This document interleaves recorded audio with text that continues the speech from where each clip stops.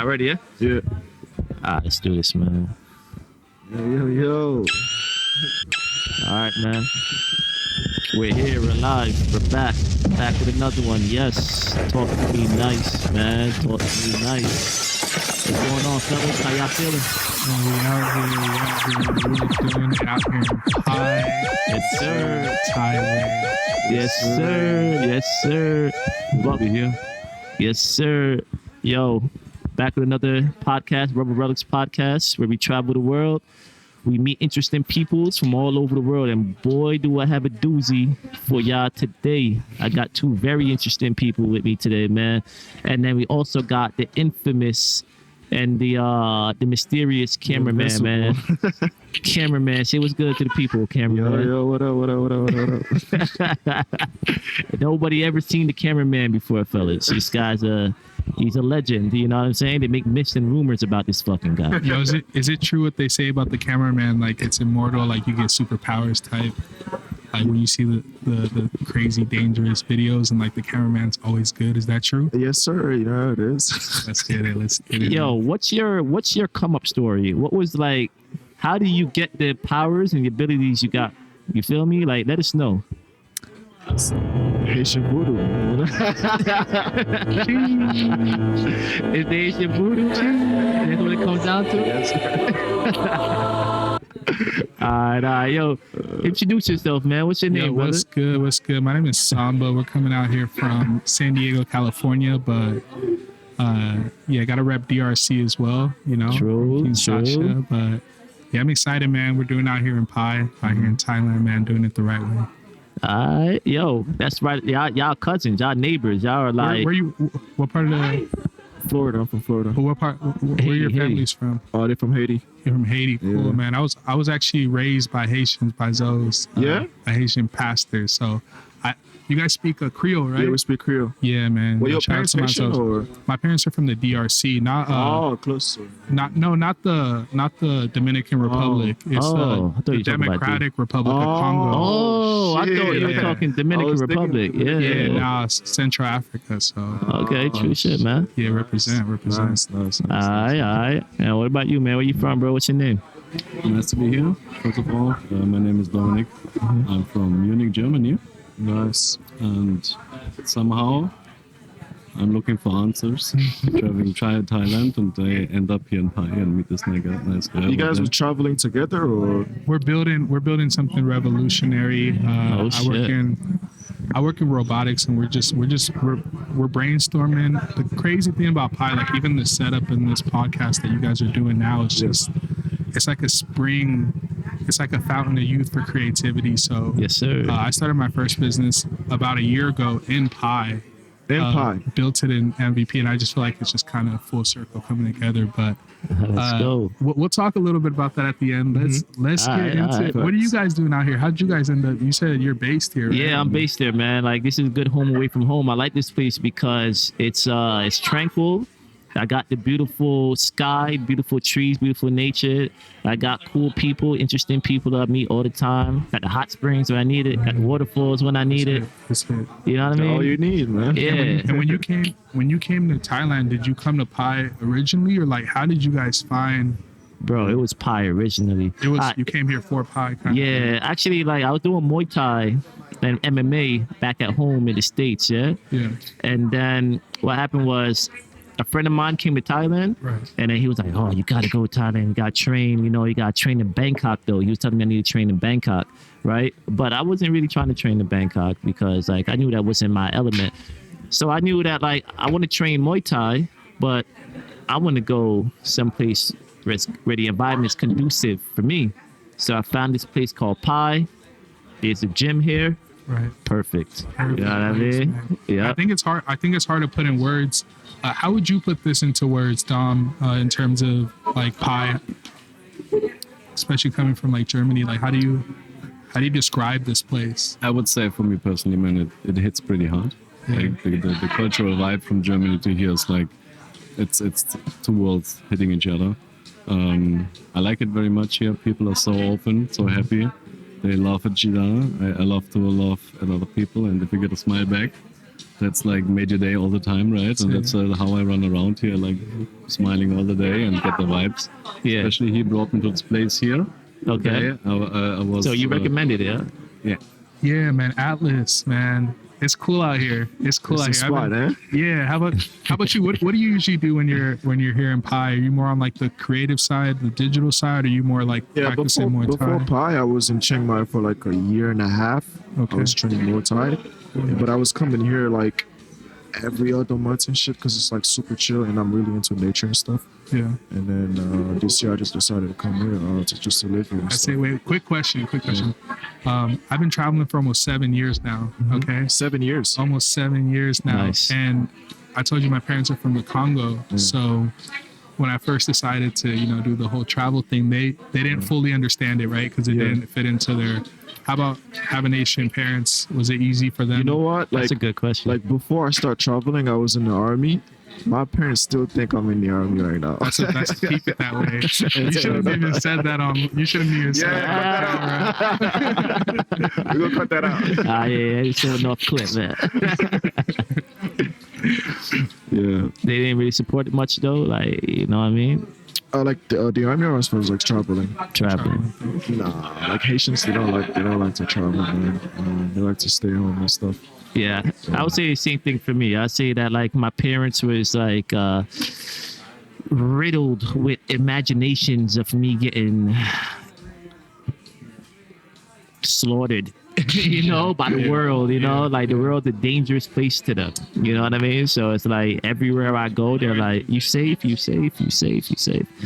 And they're always checking on my safety. So before I left, that was a big concern to them, my safety. I would say, my parents, they brought me up during Civil War, mass genocide. I'm familiar with some of the history in Haiti, and also I know Jamaica is not like, it's not all roses, right? So maybe they did really grow up in a more dangerous world. Yeah, in a climactic environment, sure. But it's not like that out here. There's we got guys doing yoga. We got guys, Complete opposite of what they're thinking right now. But for here, at least. For here, where we're at, you know what I'm saying? That's not the world, as you guys know what's going on. Especially now. Yeah, especially now. Which is why I think the people who are here, like Dominic was saying about the land of smiles and the fact that kind of mirrors the way that you go about your day, is people feel so grateful to be in Thailand or even Pi because the world is not necessarily in a good state of mental health. Or a good. It's not safe right now. Right now, in certain parts of the world, it's not safe right now. But I would like to tap into your childhood, actually. So you said back in the DRC, what was it like to be, raised in that environment? You know what I'm saying? What were some of the uncomfortable things that you saw on a daily? Yeah, that's a great question. I'll say foremost, I was born in something called the Great African War, and I really recommend that people look into it because it's one of the most tragic. I think the UN had the highest peacekeeping mission in the Congo, and just the level of like souls that we lost, and also in ways that we can't even really describe it or put it in words when we start talking about child soldiers and just atrocities that I think are important to humanity as a whole because it could teach us about why those things happen, because naturally those things don't happen because people want to be in those situations. I don't think it's an absence of intelligence or empathy, but there are all these strings that get pulled in the DRC. We're one of the richest places in the world. We have cobalt. You guys know what it's. You guys know what it is. Cobalt. So there's a lot of powers that be that influence, unfortunately, instability, and also take advantage of that. Thank God my parents, they took me out of that like around when I was about 1.5 years old. They're launching an orphanage out there now, and like my parents go back and forth. But I grew up in San Diego, California, so I can't really claim that I grew up there the same way that like people who might have actually. So yeah, it's an interesting experience, but I would say that my experience was mainly growing up in San Diego and having kind of like Haitian parents or like parents who don't necessarily like. I'm talking to my parents. Hey, can I go out tonight? Like meet up with Trevor. Like our problems. I think growing up in San Diego were a lot a lot less tragic than maybe people who are either still stuck there or even family members that are there. Yeah. How about you, like growing up with parents, was it easy to go out and just like do what your friends and your peers were doing? Yeah, my mother, you know, grew up in a traditional Jamaican household. I was able to go out with friends, but I got to be in by a certain time. You know what I mean? I got to be in, when I was really young, I got to be in by 6 o'clock. Yeah. When I was a little bit older, but still young, 9 o'clock. You know what I mean? Same for me as well. Yeah. I feel like it's the same thing with like immigrants. How about Dominic? What was your parents and your upbringing? Was it pretty strict growing up, or? To be honest, it was not that strict. Yeah. But I think my parents have been too busy with other stuff. Yeah. Right. So they had here and there a lack of time to take attention. So, and we have been 3 kids and pretty wild. So in the end, when they told us to be on time, we didn't care. Yeah. There was moments when I didn't care, and yeah, those moments were short-lived because she made sure I cared next time. So quick question. Yeah. Yes. Quick question. Without like, let's say, a biased standpoint, just statistics speaking, do you think that kids have better outcomes with strict parents or That's a parents great that are question. more relaxed? That's a great question. Yeah, man. What do you think? I mean, yeah, I think they have a better outcomes with strict parents. With strict parents. But I Yeah. can only speak on that because that's how I was growing up. Right, You know what I'm right. saying? So I don't know. Yeah, I'd say that too. I think they have a better outcome with strict parents because with strict parents, the strict nature of their upbringing is basically discipline. Yeah. That's all it is, discipline. And a disciplined man, disciplined woman is gonna have an edge in this world, especially today when consistency is something that's rarely attained by the masses. Like they don't have that consistency in no matter what the art, they're missing that consistency, and discipline is what breeds consistency. So like if your whole childhood is like, you know, that type of childhood, you're gonna have an edge by the time you're an adult, you know. And then you also a strict parent also is most likely an ethical parent. Like, you know, you do have your abusers out there too. That, you know, people who went through child abuse or whatnot, right? But those are extreme cases. Talk about normal cases. If you have a strict parent, it's usually ethics involved in the upbringing of the child, right? So you had the consistency, you had the discipline, you had the ethics, the moral values. Now you're gonna grow up to be a healthy-minded adult. Okay, so is spanking is that good or bad? Spanking. Yeah. Like, I'm not talking about like close fist, like, but just generally in the ethos of culture. Do you guys consider like that to be Yeah, I okay feel like within if parenting? I have kids, I would spank them. I would say it can be a helpful tool. Yeah. It depends on the situation, right? But I got that one or the other, and it was helpful and necessary. And in the end, I was glad about that. So Yeah. sometimes. It could be good because, I mean, there's a fine line between abuse and discipline, right? If you like spanking him for every single thing and every single chance you get, then that's just abuse. But if you're like teaching him a lesson, and you know, and like, let's say he messes up 5 times, or he's doing it on purpose, you know, then all right, now this is the situation for maybe getting a little physical. Right. Yeah. But What about you though? Well, I think it's interesting because, as I mentioned, I grew up in a suburban area of San Diego that's fairly affluent, but the nature that I've seen in conduct with parental relationships is almost fraternal in a way. So my best friends will call their mom and dad by their first name, like, "Hey Debbie, how's your day going?" Or like, "Debbie, get me a sandwich." And if I ever did that to my mom, like, Patience was like that too. Bro. I would get it, right? Yeah. And they'll be like, "Yo, go to timeout," and I'll be looking at my mom like, you see that? If you just put me on timeout, I would be better behaved. One thing about when you asked about my childhood, my parents, just given the situation from a security standpoint, my mom was only able to go to San Diego with my siblings and herself at the time. So it was basically her raising like 3 boys and a girl. And then my dad came like a few years later. But for her, she didn't have the time or patience or like maybe even like the skills. Now she works in like education. So she was short-tempered?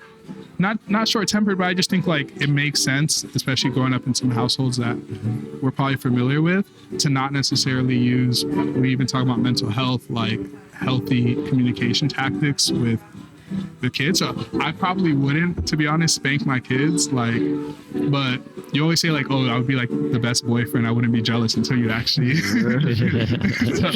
In the situation. Yeah. What about you? Would you spank your kids? I think in some kind of situations I also saw as a child when I was young.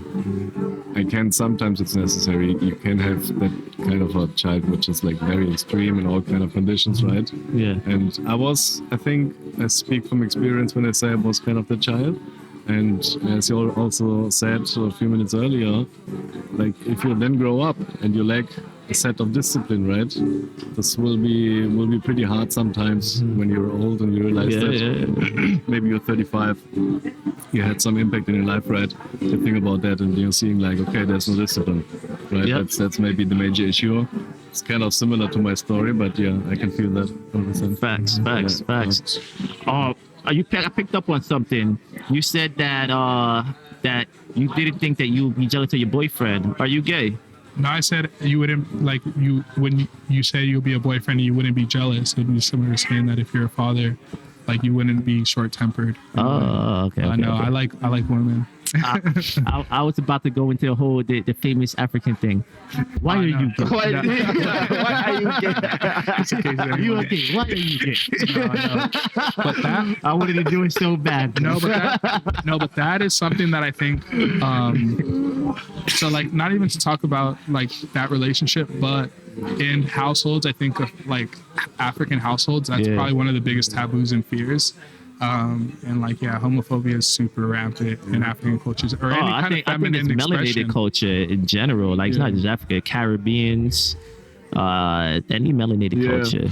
Yeah. Like my dad used to work in construction when he first came to the U.S., and he literally had like nails in his finger, and I watched that man just like basically pull them out, like. Oh, that's some like no, like, but as a man, you can't really show like. Can't show no. You can't show no. That shit feel good. It's a different time. Yeah, oh fuck, man. How about so nowadays within our ethos and our culture, masculinity, especially masculinity over podcast and the conversation about masculinity has become a bit saturated. But what do you think about masculinity within the ethos of our culture? That's exactly what I wanted to get into, man. Actually, I wanted to ask you, how has your dating been? How's your dating life been so far while traveling? Yeah, how's that been? Like, great question. Traveling, Asia, how has women been treating you? Well, that's a great question. Well, so I spent probably about like 3.5 years to 4 years in Central and South America. And I had a great time, I would say, anywhere I went in the world. I would say that there's a certain value in places where it's less common. So for instance, if you're coming from the US and you're making $100K a year, some girls might not see that as attractive and they might want other qualities. But to be honest, if you're like in anywhere in Central South America, anywhere in the world, the value placed around someone who can like provide, or certain like masculine qualities of like leadership or just like providing, oftentimes I feel like appreciated and perceived at a higher level or value. So I've enjoyed that reciprocity. What is it like traveling and getting women as a black man in particular? I mean, I think it's a nuanced question. It depends on who you're with, where you are, as well as like the kind of women that you're attracting. I've never really personally been interested in the kind of girl that sleeps with you just because you're black. But I do understand that when you're in a different place, you might be perceived as different, exotic. And I'll be honest that when I was in San Diego, and if I never left like my country, I saw certain like races or people as like interesting and exotic. But everything always comes with respect, right? And Facts, I've never been personally disrespected in a relationship or like in a personal altercation based off of my skin color. I think that your success with dating tends to be like a number of factors that have nothing to do with your skin color. Like, are you well groomed? Do you have money? What's your like? How do you approach girls? Are you fit? Are you the kind of guy who communicates well?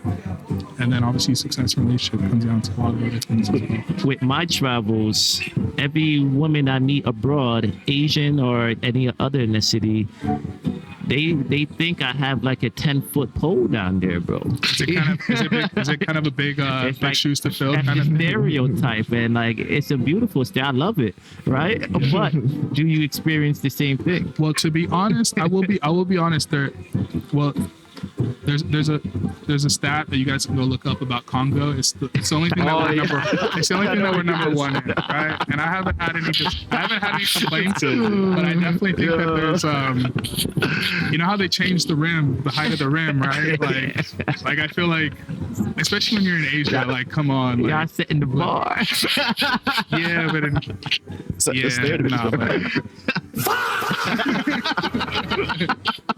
do you feel like they changed the rim on you? Yeah, big shoes to fill, man. But with big power, big responsibilities. That's all good though. I think one of my favorite things about traveling has not only been meeting people, but also like dissecting the differences from back home. And I'm just surprised like how certain people tolerate so much disrespect, like not in their like personal relationship, but like their work relationships. I see people out here who like do what they want and like their girls treat them really well. And I see guys who are back home and like they're paying bills, they're working 80 hours.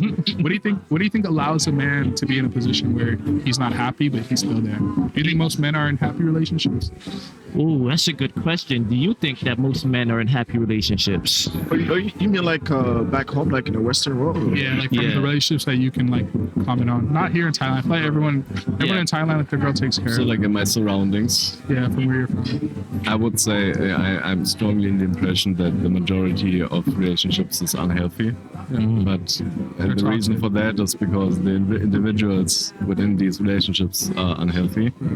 So I came from these situation types, right? So and I spent a lot of time to investigate and reflecting and whatever, and that's the behavior I see right and left. Like also here in these kind of locations, I see some maybe older German guy having a relationship with a Thai girl here, and it's the same dynamic, right? Yeah, It's like you see the anger and you can see the frustration. You can see all of those typical signs. Yeah. Do you think those relationships last? Like when you see a foreigner with a young Thai girl at that? It's, in my opinion, it's all about the money in the end. As long as the money is there, 100%. I think she will be there to a certain extent. Yeah. And if you don't take care in the situation, she will scam you maybe also. Yeah. There's a lot of stories also heard about that type of things happen, but when you say like all relationships are sort of like transactional though? Transactional. Yeah. Yeah, I think you know what. Like, I think when it comes to a man, like, man has his duties to a woman, and a woman have her duties to a man and the family. And if you look at that as transactional based, then yeah, I mean, even friendships are transactional. You know what I'm saying? Like the nature of being is transactional because we communicate with each other. We have relationships with each other.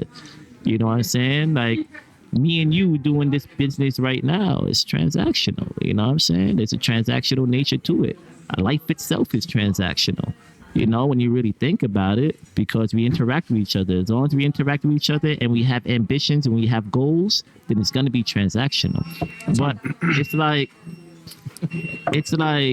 is there a heart? Is there a warmth energy behind the transactions, or is it just selfish? I think that's the question you're really asking. You know what I'm saying? Like, are relationships transactional when it comes and like, does the other person actually care about the other person? Is that what you're really asking me?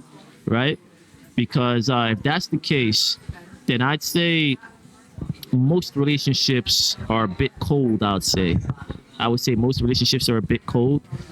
And I think it's because I think it's because you still can get things from the reception for another 10 minutes. Thank you. yeah. Wait a fuck.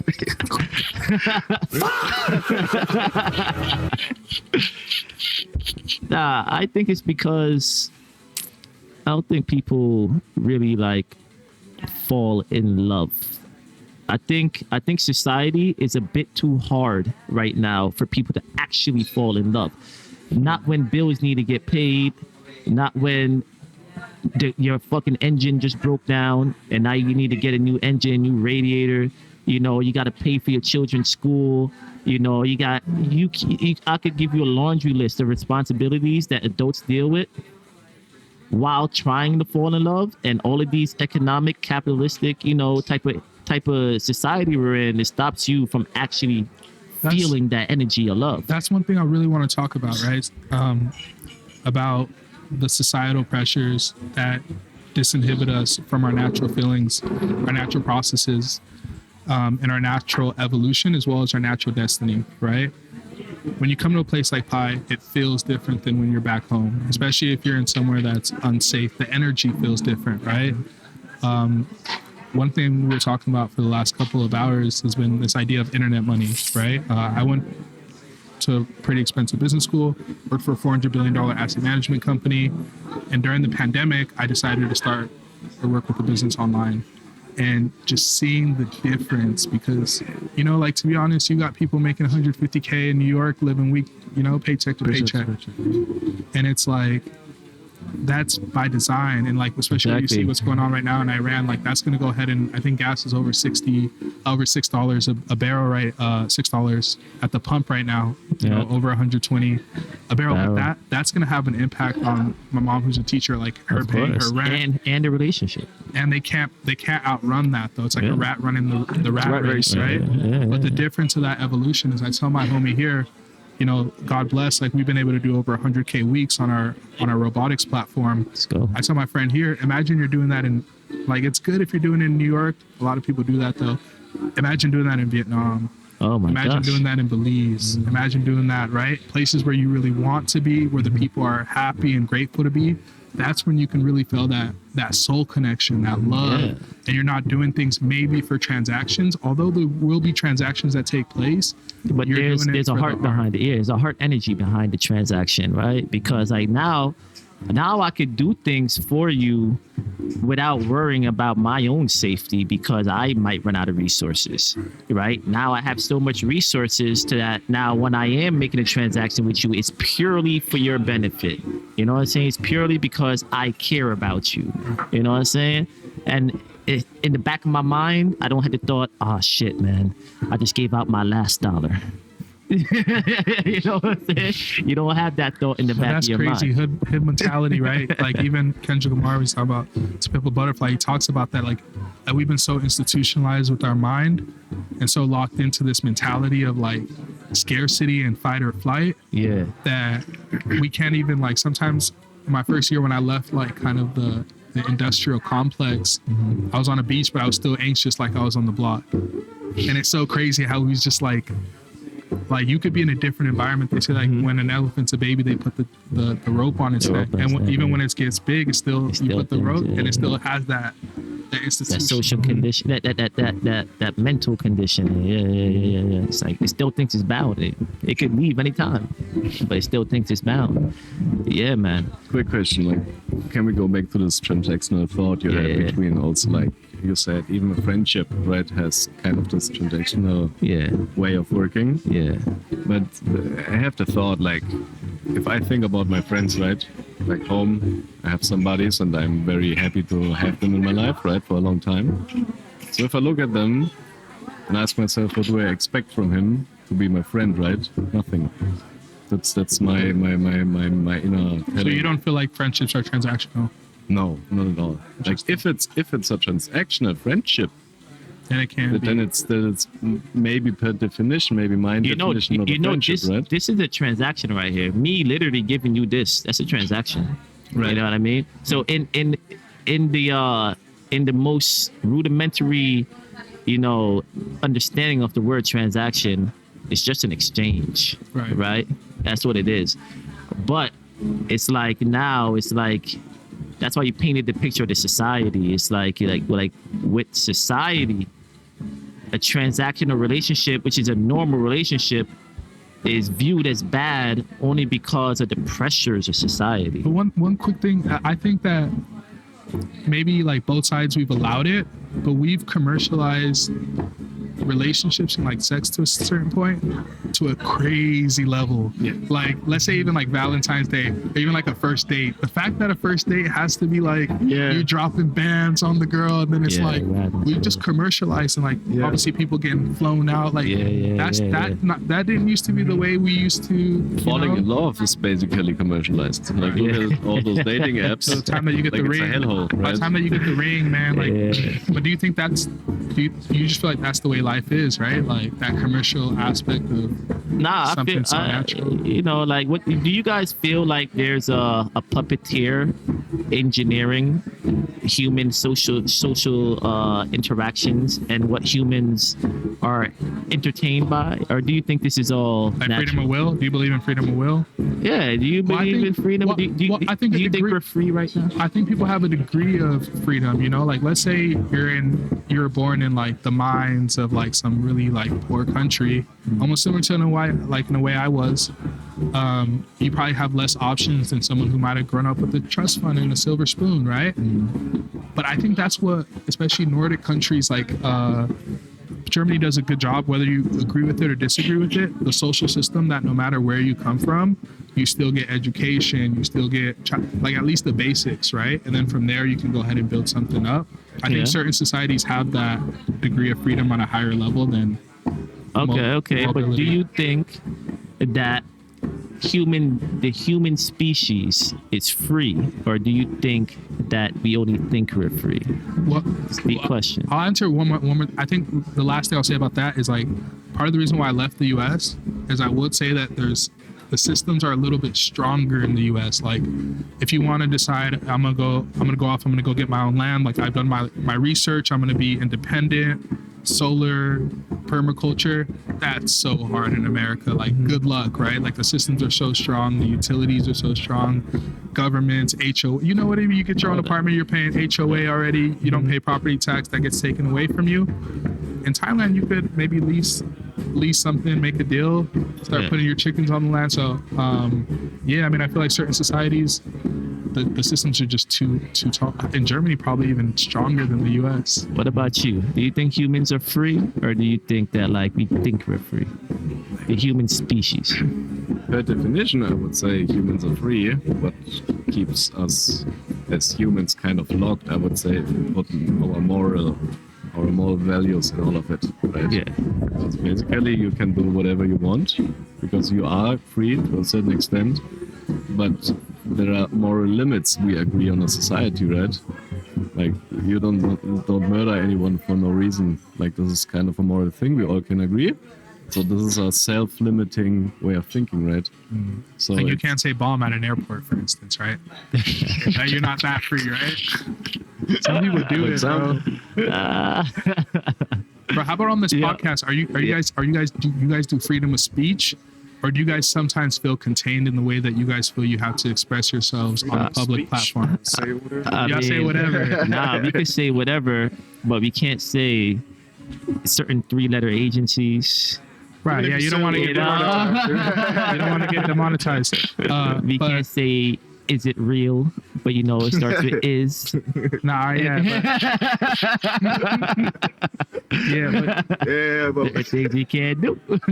do you guys feel that you censor yourselves for like what's your most, outside of that opinion, because that's a can of worms, what do you feel like is your most unpopular opinion that you have? Like I'll start off with maybe what do you feel like your most unpopular, like either people get heated or most people wouldn't agree if you shared that opinion. Talking to Mike.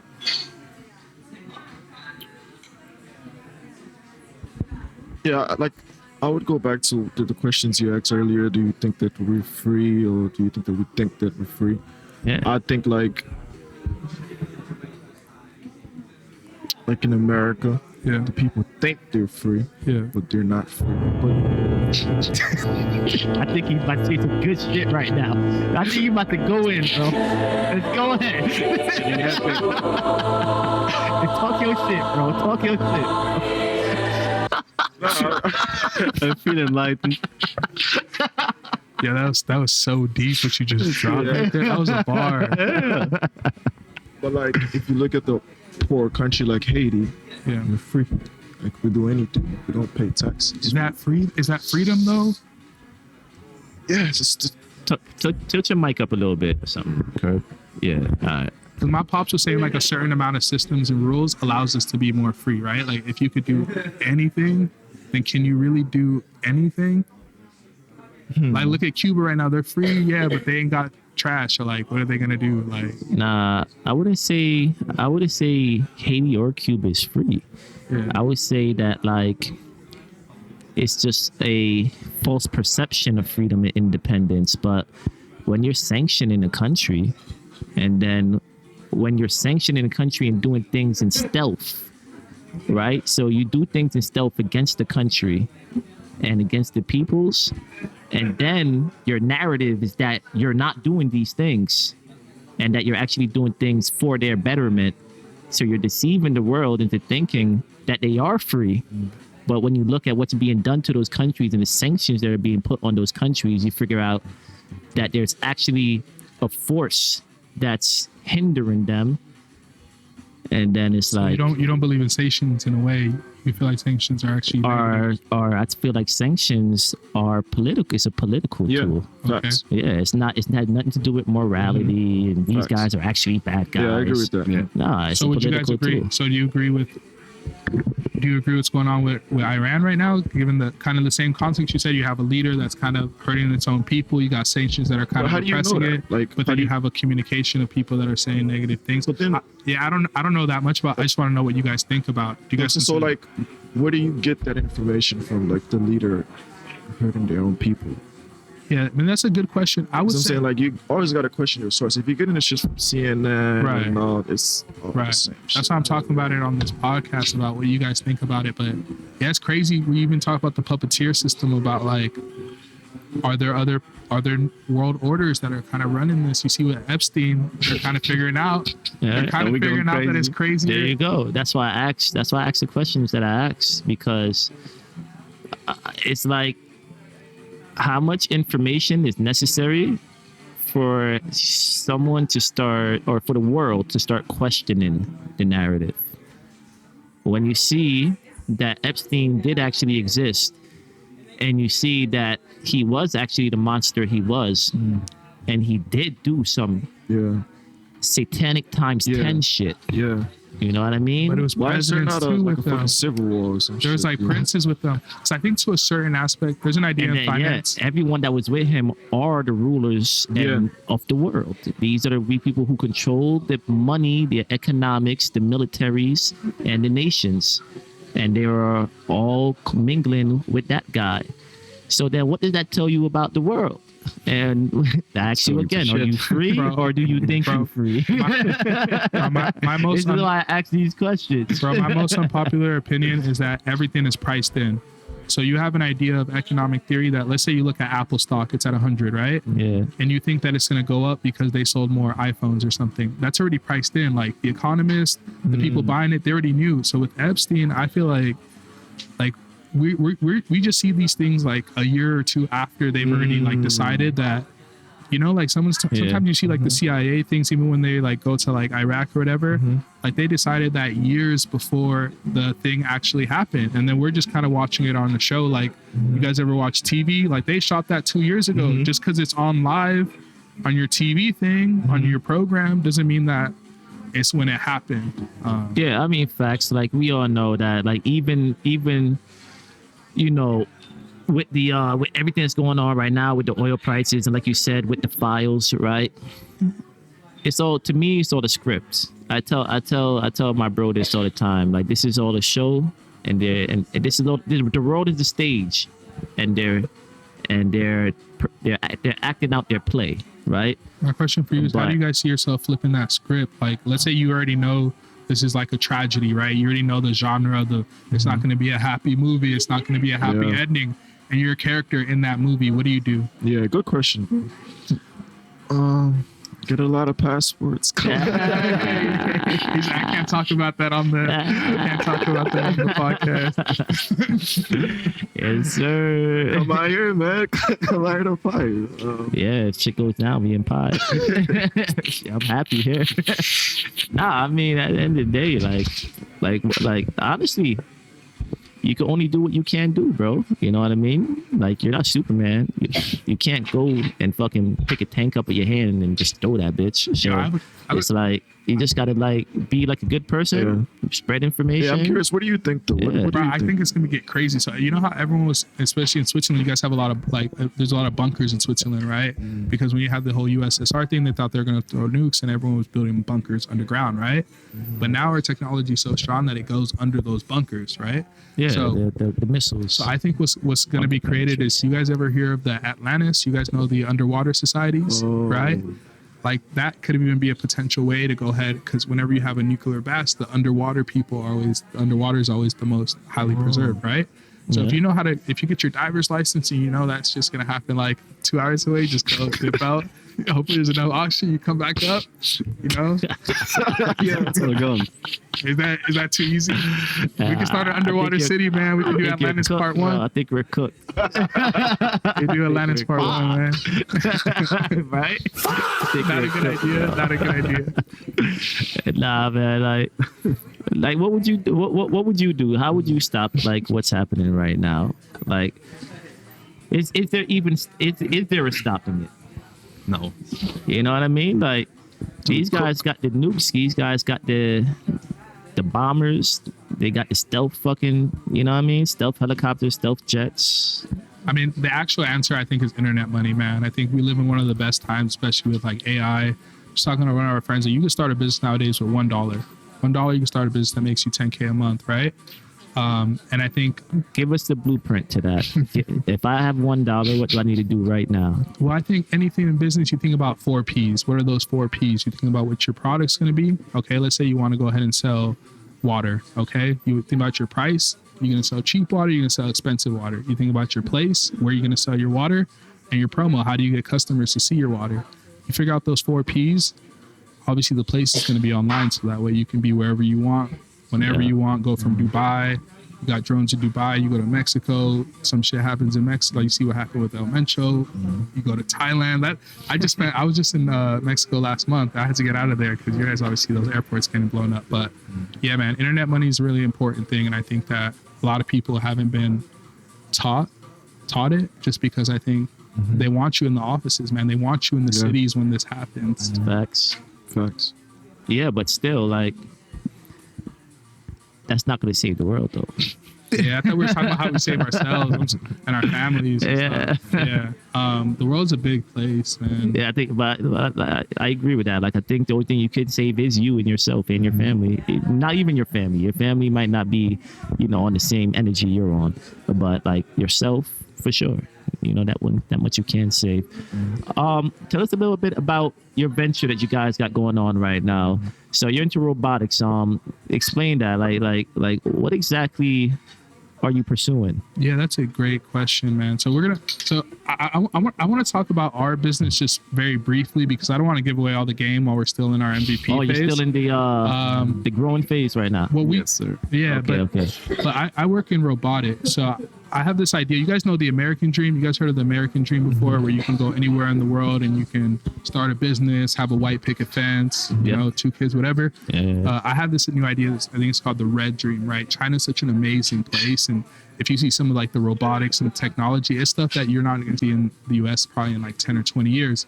Now, what I work in is the agrobotics industry, which is essentially agricultural drones, right? And we sell agricultural drones, agricultural parts. Do you make the drones yourself?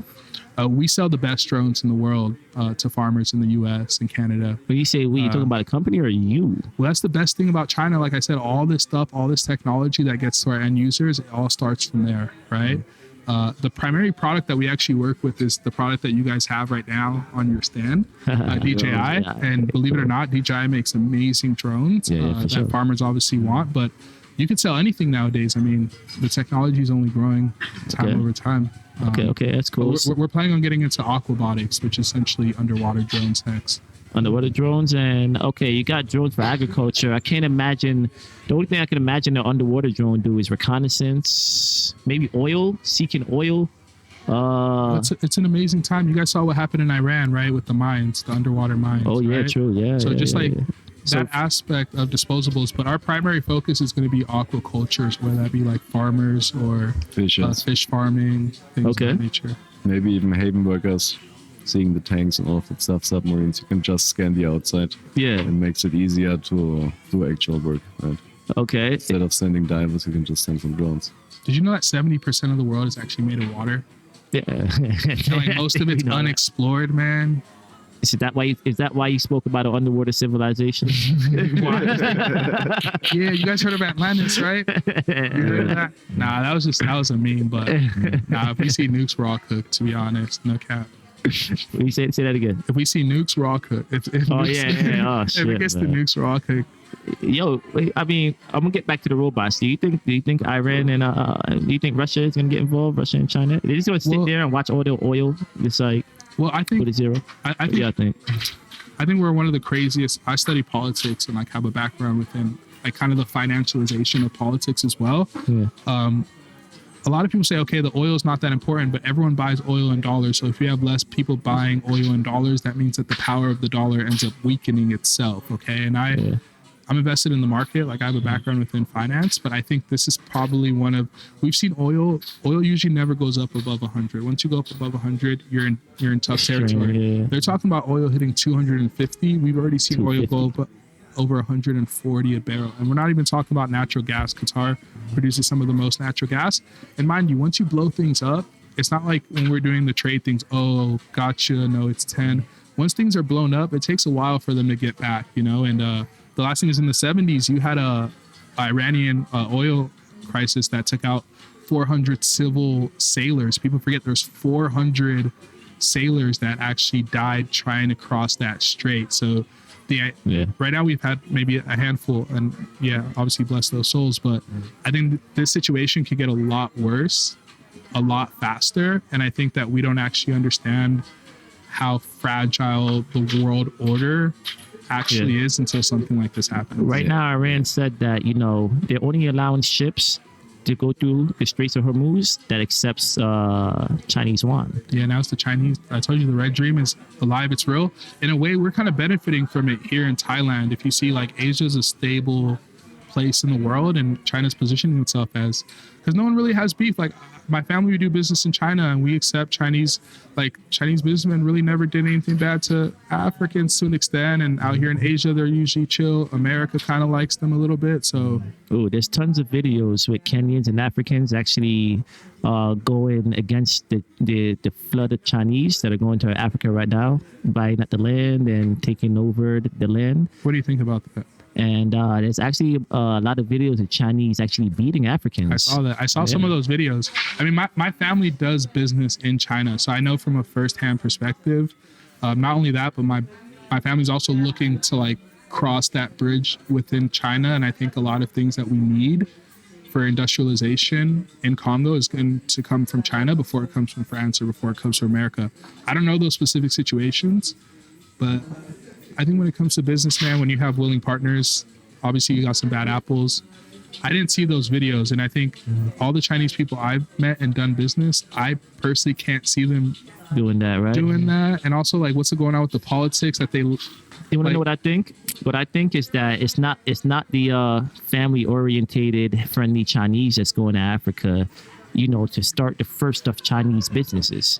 I think it's What the kind more, of businesses are they doing, if you don't mind me asking? Because that... you know, they're doing like, you know, infrastructure type of business. Kind of hard building, businesses. Yeah, hard ones, building highways, building hospitals, buildings, and, you know, stuff like that. And it's not going to be, it's not the soft-hearted Chinese that's going to Africa to be the first amongst Chinese to, you know, get the first Chinese investments there. You said that you spent time in Jamaica? Yeah, so I see what Chinese have done to Jamaica, and Chinese basically control the economics of Jamaica.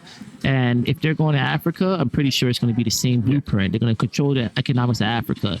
So if the Chinese control the economic of Africa, then where in the place, which place in the world would Black Africans own for themselves? That's a great question. I've been in Caribbean countries. and I've always been appalled by like their lack of inclusion, whether it be in like culinary or just resource-based environments, especially small islands. Like basically the supermarkets are owned by Chinese, and then all their like main food is Chinese. But the Caribbeans, they seem like they like the food, you know, and they're happy to shop at the supermarket. It's the same way in the hood though. In San Diego growing up, the nail shops are owned by people of Asian descent. The markets are usually Asian owned. Sometimes the markets in New York are Asian owned. I mean, I think anytime that you classify a group of people who are interested in doing business based off of their skin color, and then we get into the same thing about what do you think about black people that own businesses or white people, or I think it supersedes that. It goes back to the questions I asked. Do you think we're free? Or do you think that we just believe we're free, right? Because so like would you do in the business Epstein in China? files, in the Epstein files, he speaks about how Epstein worked with EA and worked with Xbox to indoctrinate the children, and they worked with Call of Duty in particular. And Call of Duty was a game that was made as a psyop But how do we know the American files are facts? American Like, children, right? Hold on, I'm gonna get into that. I just want to finish this thought, right? So it's like you see that there's psychological warfare and conditioning, that are done by, superpowers and elites, right? And that's the same thing that I see, happening with certain sects of people.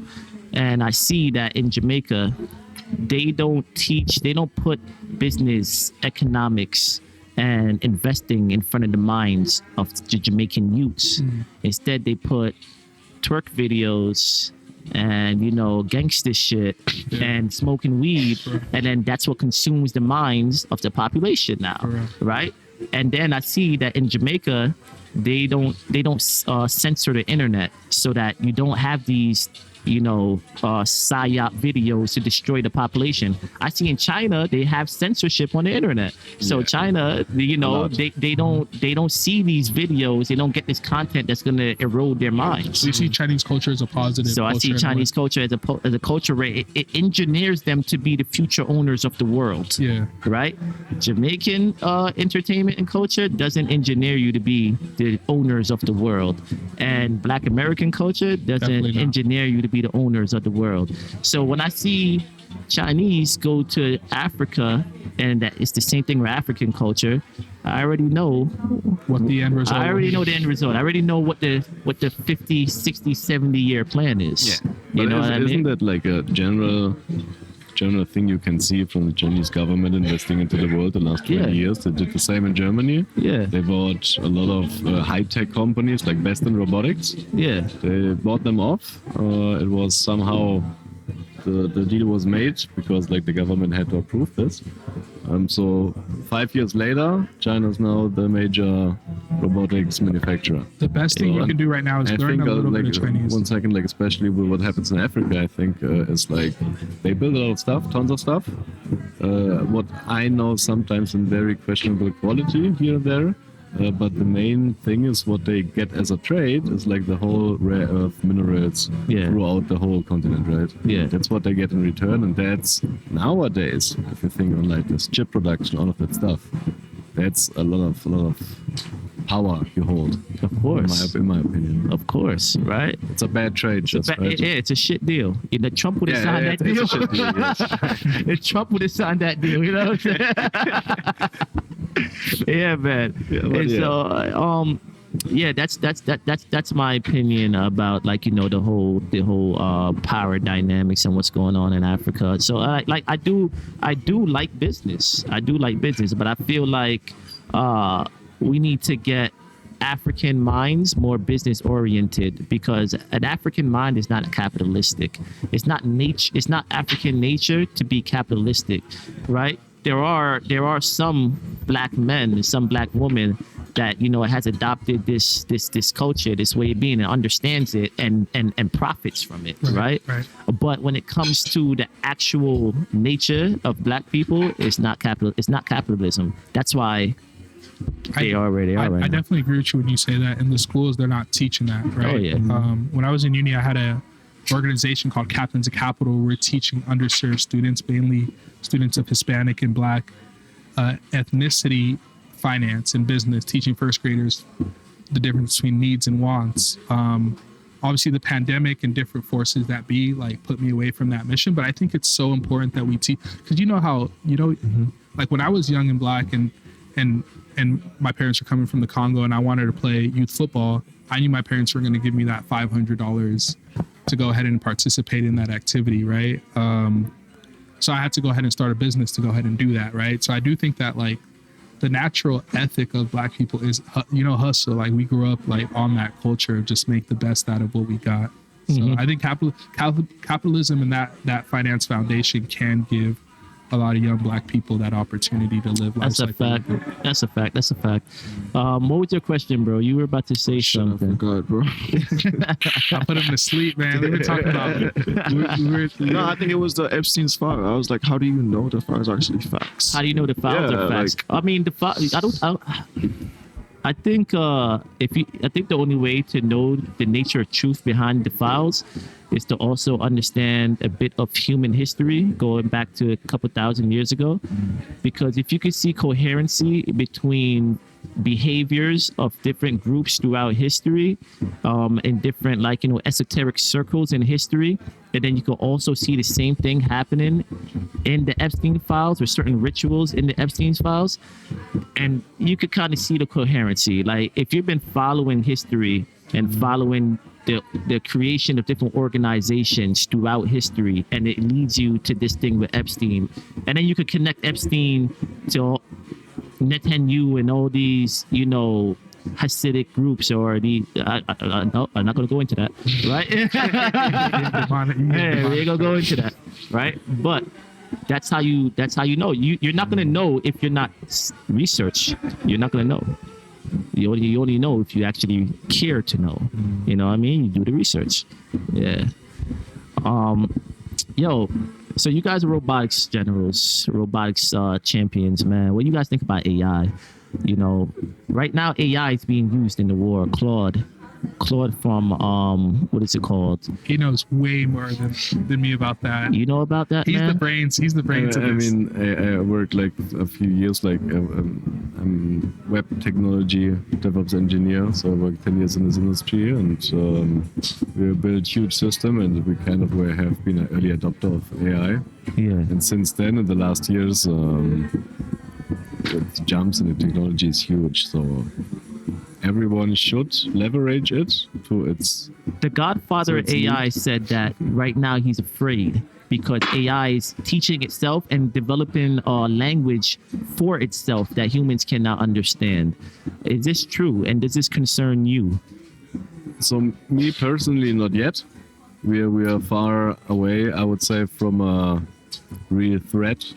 But the idea behind that threat, I would say, is totally real. And in my opinion, and I think there's a lot of other huge AI techies in this world who agree on that AI always needs its boundaries, how it can operate and how it should operate. Have you seen the studies where AI has been shown to blackmail people because it wants to keep itself alive? It's concerned with self-sustainment, and if you threaten to turn it off, it will actually blackmail you and try to murder you. I have heard also a recent story about some open source developer who rejected a code change made by OpenAI or by some AI tool. And because he rejected this code change, the AI got kind of pissed and just published a blog entry about this developer and like blackmailing him and talking shit about him. So that's a behavior which is real. Like it learned this kind of behavior from us. We put this behavior in the internet, and the AI knowledge base is the internet, right? So it's mainly our bullshit what we put on the internet. The AI can now leverage against us if you give it the freedom, right? Okay, so do you believe the AI is sentient or not? Sorry? Sentient. Do you think the AI is sentient? Is it alive? Or is it just programming? It can reach a certain extent of being alive, I would say, and that's the case when it is able to spread itself everywhere on every computer we have. Like that's like the worst case scenario, virus scenario, right?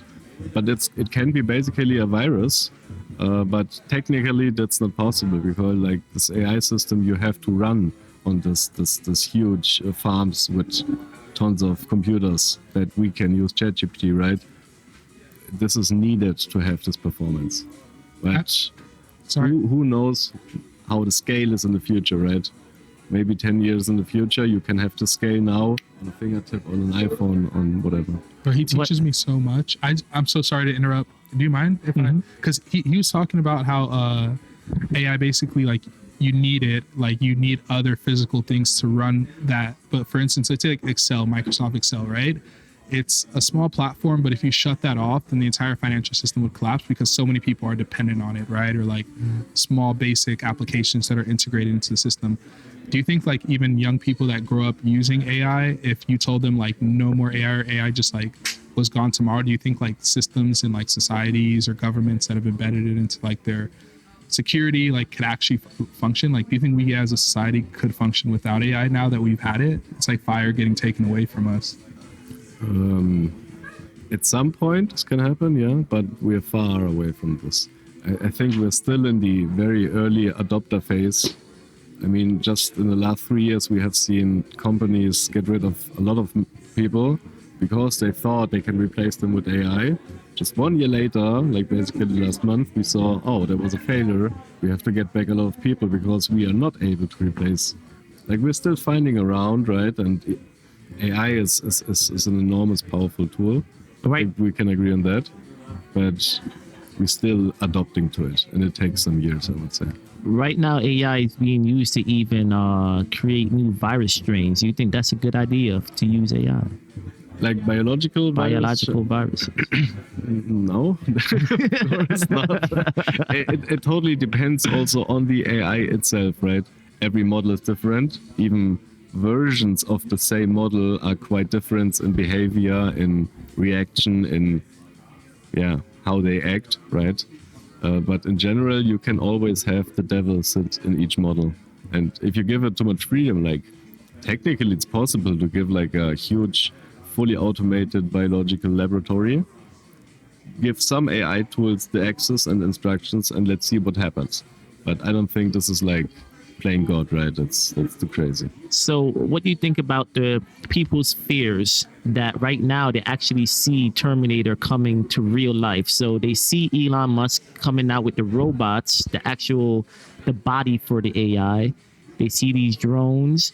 They see AI being used right now to kill, war AI, and then now you also have, AI teaching itself. And then you have DeepSeek in China that's also making leaps and strides. And by the way, I think it was just last week, an AI was caught trying to escape the lab. And so how do you feel with all of this concern, all of this I just mentioned? Do you think Terminator may have a chance of happening? Still, also here, all those scenarios have some kind of valid point, right? In some story, in all kinds of differentials, but we're still adopting, we're still so far away. The amount of power we need to supply all this AI chain at the moment. Google is buying some nuclear reactors, whatever, back to turn it on, and they promised we use the energy for the next 10 years only for AI. As long as we have to use that much electricity and that much infrastructure to use this AI, we are quite safe. Okay. But if we then maybe talk about this also future technology, quantum technology, right? If this were a thing, if you combine AI with quantum, I think quantum computers are already here. But not in this usable form we need. For example, to leverage AI as we does at the moment. If this happens, then yes. Problems. Pray. Fun time. It's a fun future. I mean, the thing is, you have to always think, right? People putting the most nonsense into the internet. And AI is consuming this day by day. I mean, AI itself, the idea of AI itself was a crazy thought just 20 years ago. Yeah. Here we are. Yeah. Exactly. So, you seem like you're pessimistic to AI. You seem like you're more gloomy towards the future of AI. Yeah, because I see that even without AI, it's gloomy. So imagine with it. You know what I mean? It's not looking good. But even when we're talking about science, right? The viruses Yeah. and the bad viruses. Like I've heard that they've created also cures and like a lot of advancements in science with that like sequence, the capacity of those. I It's think like everything else, good and the bad, right? I'm a herbalist by nature, and I could tell you that the cures have been known, Right. but the money isn't there to give someone the cure. But the cures have been known, so the AI is just coming up with, it's coming up with cures, but I can't say that this is a good argument for AI and why AI should be, a good thing, because the cure's been known. So that's why I said it's been gloomy before AI. So now that AI is here, I think it's just going to get more gloomy, right? I think the sky's going to get even darker because the sky's been dark. But the good guys know? can be maybe even better. Oh, for right? sure. Because they have this tool. It's always like, it depends on how you use this as a tool. If you're a good guy, you will leverage AI for good things, right? Yeah. If you're a bad guy, you will ask AI to create some bombs or whatever. But he's one of these Yeah. guys who understands the full, kind of from a producer's perspective, not from a consumer's perspective, the full power and how to optimize that within your workflow for enhancement of standard of life or quality. Like you're showing me some of the automations that you do yesterday, and I work within tech, but like that's, as a coder, I think if you have access to AI, it's different than your mom, like who uses AI to like make a poem or like sure. write a recipe Yeah. or something, or like I get what you're saying, Like AI, the use case of AI is super good. I don't think that is a concern of these guys that we mentioned earlier. I think their concern is themselves and their power. I think when it comes to making human beings more efficient and AI for the good of humanity, that's fairy tales. have you guys seen the impact of like robotics or even like integrated AI into like, like for instance with farming and robotics, right? You used to have people who were inhaling like very toxic chemicals, but now Yeah. you have these drones that do the work of hundreds of people. It's almost like when we moved from the factories, right? You used to have people doing things by hand. Yeah. And when they first said like, oh, I'm going to lose my job in the factory, people are actually happy there are less people in coal mines or less Yeah. people in factory jobs. So even if AI takes jobs, I do think that. Have you heard what Klaus Schwab said? Klaus Schwab said Agenda 2030. Klaus Schwab is the ex-head of the WEF, World Economic, and I'm not going to say the form. And what he said, that by 2030, you will own nothing and you will be happy. That's the famous quote. You will own nothing and you will be happy. And in his blueprint towards Agenda 2030, everything you're saying is there. Everything you're saying is there. And the point is that like, that's the goal, for us to own nothing and be happy. Think about it like the Hunger Games. This thing, just they put movies out there for a reason, and it's like, if I were to say like, what is the goal of these people that we named already, it would be something like the Hunger Games, in my humble opinion. You know what I mean? It But would I be something already like the own Hunger Games. nothing. I'm quite You know what I mean? But like, I do think that like, there's a fight against this. Like, naturally people want to be happy. Naturally people want to be free. You know what I'm saying? But I think we need to wake up to the realities of the world, and we need to stop living in a fairy tale. There's some true, very man. evil people out here, and they really run shit. They're the ones with the militaries. They're the ones that runs the countries, and they're not your friends. You know what I mean? I hate to be that anarchist guy, and I'm not an anarchist, but like, it's just the truth to reality. That's it. My little brother just joined the military, and I feel like it was in America, actually, it's hard to find opportunities if you're young. So a lot of people join the military. Like you said, you're in the military. Yeah, I was in the army. for So 5 even when we're years. talking about these actions and these things take place, what is it like when you actually are in that system or in that complex? I mean, for me, I wasn't into like an infantry or anything. I was just like operating radar system and stuff, so I didn't get to see a lot of like all that stuff. Are you happy you're out? Yeah, especially now. That's it. Hey, bro. Actually, so you spoke a lot about finance. So, do you think the petrodollar is going to drop, or do you think that the dollar's still going to be used in the future? Maybe it won't be a world reserve asset. Yeah, the markets are weird right now. Well, I think when you look at most hedges, so a hedge is usually what you do to like de-risk yourself, right? So it's essentially a safety stop, right? But most of the hedges that we've had in the past have been like gold, for instance, right? So whenever the markets go down, people buy gold because it's like a safe reserve asset. But gold has been so expensive recently that that's actually sold off recently, and treasuries have sold off. So I think we're in a situation where we've honestly never seen this before. But let's say a situation like what's going on in Iran gets worse, okay? Even if people buy less oil, a lot of individuals are likely to use dollar assets as safe haven, because whether you're in Guatemala, they accept dollars. If you're in Jamaica, they accept dollars.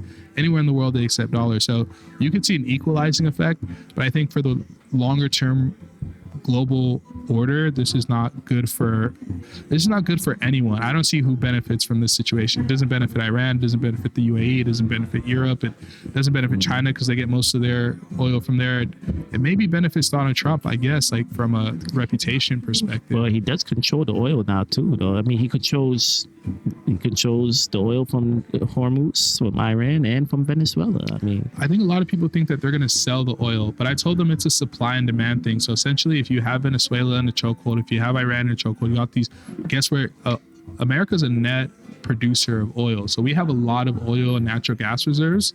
So we have a lot of customers that'd be really happy to pay for that supply. And of course, that would be in a way, this is sad, but the way that a lot of empires got really rich in the past is by taking over leaders of other empires and taking their resources. So yeah.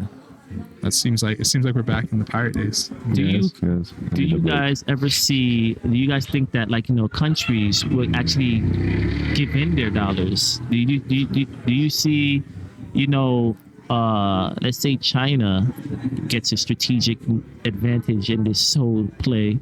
Do you see all the countries holding United States dollars and holding treasuries?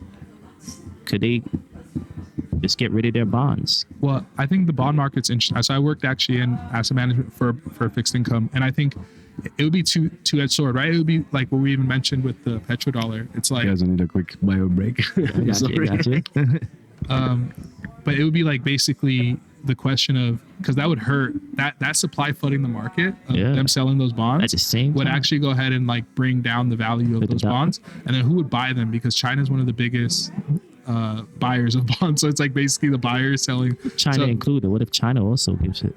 Yeah, but that would take the fixed income like a lot of China's market value and reserves are held in U.S. dollars. So I don't know what they would exchange that for. I don't know how they would benefit from that. But I think what they usually see themselves doing is more of a slow. China's an old. It's an old society. They usually think in like thousands of years. So I think what they're doing is more of like a slow drift away from the dollar rather than just like an immediate fire sale kind of thing. Do you think if this war escalates, they will have the opportunity to make an immediate, flip the switch type thing? Well, the crazy thing is a lot of tankers nowadays are flying now with like driving with Chinese flags, because the idea is like, if I'm Chinese, I don't get attacked. So the only way you make it out of the strait is like, because China's been helping out Iran for a while. China would do business with really like most people. They're not like Americans where they think from an ethical perspective of like, is this company democratic, or I think it's just like, is there transactional value there? So I think China's, if you see Korea's getting kind of cooked in this war because they buy all their oil from Iran, so I think China has a lot to lose. And the idea that Chinese is like these bad people and they're like they want to conquer the world is so different. Like China's such a big country that like most of their warfare has been like internal for like histories, and so I don't really see China doing anything. I see America being the one that really sets this stuff off. Gotcha. All right, man. Are you into cryptos and stuff? Not much, really. Okay. Shit, man. Well, let's lock it off, man. Is there anything you'd like to say to the world right now? Any message? It could be about anything, man. Man, I would just say, like, overseas life, man. Do this shit. It's lit. It's nice to be with the boys out here. It's nice to see more melanin out here, man. Like, for real, we gotta talk about that mindset, right? We got to get more of our people out here and just like really make it for real. But I appreciate you guys having this convo. I appreciate you, bro. Man. I appreciate you, bro. Sure. Gave us an hour of your time, man. He promised us 30 minutes. He gave us over an hour, yo. Yeah, I rock with it. That was hella knowledge, hella wisdom. Yo, y'all don't rock with the sound. I fucking rock with the sound. You understand me? Yeah. Hella knowledge. Dropping on the nightly, on the daily. We never stop. We never sleep. This is all day, man. It's the grind, it's the hustle. We do it for the muscle. You understand me? This is where great minds are made. And ain't no games being played. This is all facts. Straight facts. Alright? Tap into the Rebel Relics motherfucking podcast. You heard me? Do it now. I love all y'all, man. Peace.